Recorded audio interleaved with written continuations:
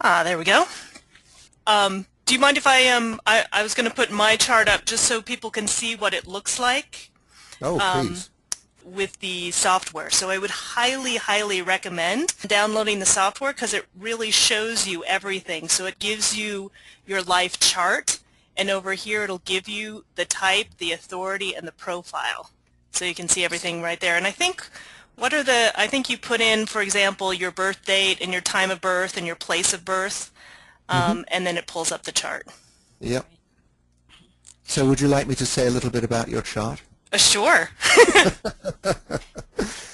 So, Karen's type, she has the type of someone we call a generator, right? So a generator is somebody that has the red square colored in, but it does not make a connection up to the throat. Okay, so she's got this life force energy all the time. Karen, you probably agree you've got tons and tons and tons of energy and wonder what to do with it sometimes. Yes. Okay. And so Karen has this connection across here to the emotion center. So she's very much a feeling person. And so she's got all this life force energy, and most of the energy goes out through her emotions here. And so what we say for generators is be aware of the fact that you have this life force energy, but do pay attention to your gut response. And so listen out for those people that give you the opportunity to respond from your gut. So for instance, somebody wants you to do something for them, and saying, instead of saying, hey, Karen, will you do this, or here's something for you to do, they might ask you in the first place, Karen, do you have a moment? You know, could I ask you something? And you see what your gut response tells you. Yeah, okay, sure. What do you got? Okay. Or your gut response may shut down and say, ooh, I'm not, I don't like the sound of that voice, or I'm not wanting to hear this, and actually I'm really busy at the moment. So the gut response gives you the opener, whether to get involved with somebody or not. And then because you connect in here to the emotion center, you have this emotional authority, feeling clarity, being patient. So, all right, somebody comes along and says, can you help me out with this, Karen? And you hear your belly go, uh-huh, sounds interesting. And then you might say to them, well, I'm busy at the moment. I got an initial response that said, yes, sounds interesting, but I'm an emotional person. I'm going to have to feel this out. Why don't you come back and ask me again tomorrow? And if the person's in a big hurry, you just have to tell them, look, sorry, I can't help. Right. But if the person says, okay, I'll come back and ask you again tomorrow, and, during the night you sleep on things, maybe when that person came the first time you were in a good mood and you would have a yes for anything, and then, you wake up in the morning and you're actually not in such a good mood, and the person comes and says, well, how about that thing? You want to do that thing? And you find, oh, I'm not so clear about it today, but, I had a yes for it yesterday. Why don't you come back in a couple of days and ask me? And so, what I'm trying to outline here is the whole thing of allowing yourself to be patient, to ride out these emotional waves and just see, does this fit for me or not? And when you come to that still point that is not attached to outcomes, you're not expecting to get anything particular out of it. You're entering into it because you feel clear to enter into it.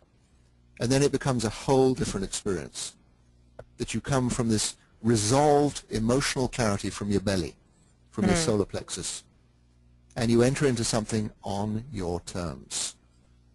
So there's no coercion, there's no pressure, there's no rush, got to get it done here now. It's about, I feel clear to enter into this.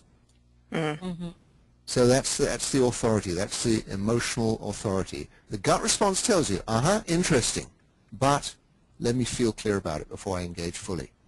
Oh. And then there's this other part of your design here, where the self-center, this yellow diamond center, connects to the throat through this 1-8. And this is a channel of leadership. And it's a leadership with a very individual flair to it.